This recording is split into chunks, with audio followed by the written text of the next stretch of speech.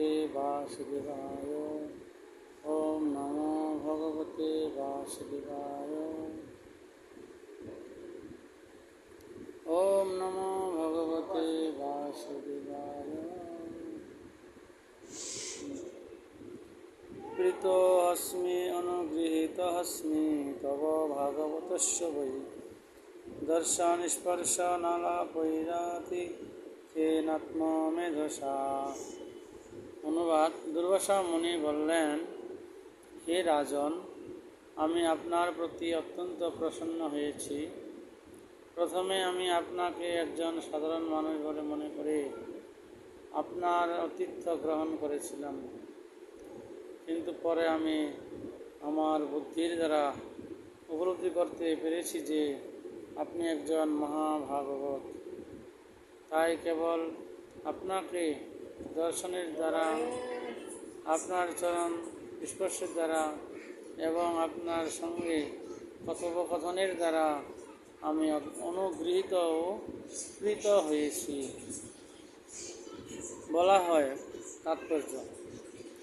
বলা হয় বৈষ্ণবের ক্রিয়া মুদ্রা বিজ্ঞে না বুঝে। অত্যন্ত বুদ্ধিমান মানুষও শুদ্ধ বৈষ্ণবের কার্যকলাপ বুঝতে পারেন না। তাই দুর্বাসা মুনি একজন মহান যোগী হওয়া সত্ত্বেও প্রথমে মহারাজ অম্বরীশকে একজন সাধারণ মানুষ বলে মনে করেছিলেন এবং তাকে দণ্ডদান করতে চেয়েছিলেন। এটি হচ্ছে বৈষ্ণবকে ভ্রান্তভাবে দর্শন।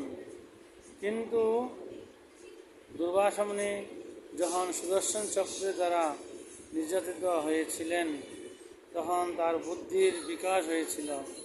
তাই এখানে আত্মমেধসা শব্দটির ব্যবহারের দ্বারা ইঙ্গিত করা হয়েছে যে তার ব্যক্তিগত অভিজ্ঞতার দ্বারা তিনি বুঝতে পেরেছিলেন মহারাজ অম্বরীশ একজন মহাভাগবত। দুর্বাসা মুনি যখন সুদর্শন চক্রের দ্বারা তাড়িত হয়েছিলেন তখন তিনি ব্রহ্মা এবং শিবের আশ্রয় গ্রহণ করতে চেয়েছিলেন। এমনকি তিনি বৈকুণ্ঠ লোকে ভগবানের সঙ্গে সাক্ষাৎ করে তার সঙ্গে কথা বলেছিলেন, তবু তিনি সুদর্শন চক্রের আক্রমণ থেকে রক্ষা পাননি।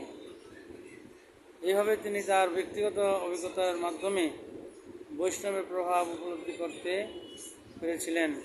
দুর্বাসা মুনি অবশ্যই ছিলেন একজন মহাযোগী এবং অত্যন্ত বিদ্বান ব্রাহ্মণ, কিন্তু তা সত্ত্বেও তিনি বৈষ্ণবের প্রভাব হৃদয়ঙ্গম করতে পারেননি।